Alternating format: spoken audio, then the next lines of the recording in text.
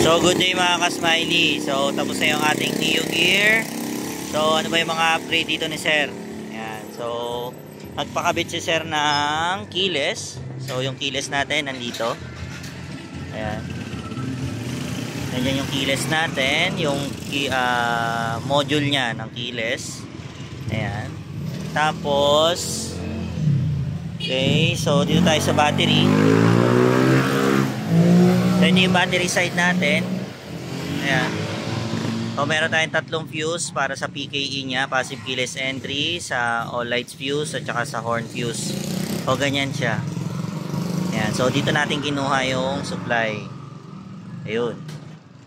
Okay, so ganyan yung ginawa natin. So dito sa Mio Gear, mapapansin nyo, iniba na natin dito. Wala na yung socket ng kanyang para sa kanyang error 12. No, so nirekta na natin yung wire niya kasi nga nagloloko to, nagpapatay-patay na. So nakita ko nung huli may sunog na yon. So ginawa ko, nirekta na natin siya. Tapos mapapansin ko sa Mio Gear, yung negative niya dito, 5 wire siya. Kaya lang ang nangyari, yung isang wire lang yung merong laman. So yung 4 na wire walang laman yon. So hindi ko alam kung para saan yun, pero ganun pa man, dito siya. So nilipat ko na yung negative na yon. So nilagay ko na siya dito. Ayan, ayan, nandyan na siya. So isang pirasong negative na yan. Then sa negative ng ating wire, ayan, naglagay tayo ng isa pang body ground para mas lumakas yung negative natin. So far so good naman, hindi naman na ito nagloloko. Ayan, tapos eto, dito ko na siya pinadaan yung wire para yung play ng wire ng Mio Gear is konti na lang dito, konti na lang yung alog. Ayan, so pinaikot ko siya punta dito. Ayan, so dito naman tayo sa unahan. So dito sa taas, ito yung ating extra na wire para sa mini driving light. So white, yellow, and source 87 to, yung violet. Kasi ito naman extra positive, negative. Then itong may mga blue, ito yung passing, para sa passing diode nya to. So puro abang lang yan. Kasi ito naman yung ating Songle relay na para sa mini driving light na low beam at saka high beam. No? Kasi yung low beam nya, ito ng idle switch. So galing to ng Indonesia. Bumili tayo para low beam siya. Then pag nag high beam, kasabay na siya sa mini driving, sa headlight ng high beam. Ayun. So kumuha tayo dito ng high beam isa, tapos kumuha lang tayo ng bullet terminal para dito sa Songle relay na to.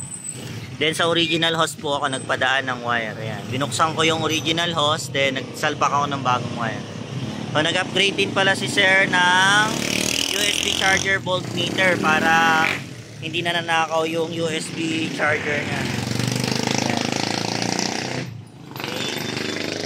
Then ginodify ko na lang to, pinalitan natin ng terminal pin. Then ito na yung ating mga relay. So 4 yan. Itong dalawang magkatabi, ito yung para sa PKE nya. Then ito yung ating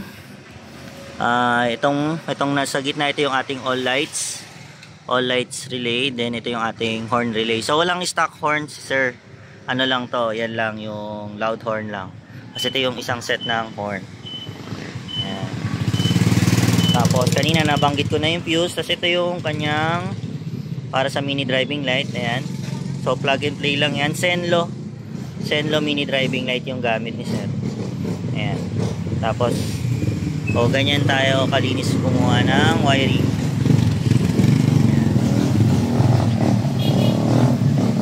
So nagpagapang tayo ng bagong hose dito hanggang doon dulo.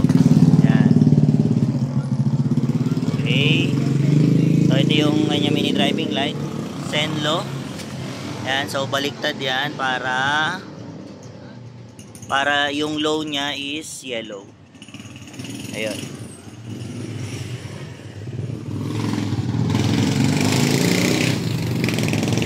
So thanks mga ka-smiley. Ganito nga pala yung battery ni Sir. So dating ang Mio Gear ay 4L lang. Ngayon in-upgrade natin siya sa 6L. Ayan. So, ito yung modified fuse natin. Ayan, ganyan na siya kaayos. Tapos, yan. Diba? Plug and play lang. Then, ito, sinira natin yung kanyang cover. Then, ganyan. Para magkasya yung 6L.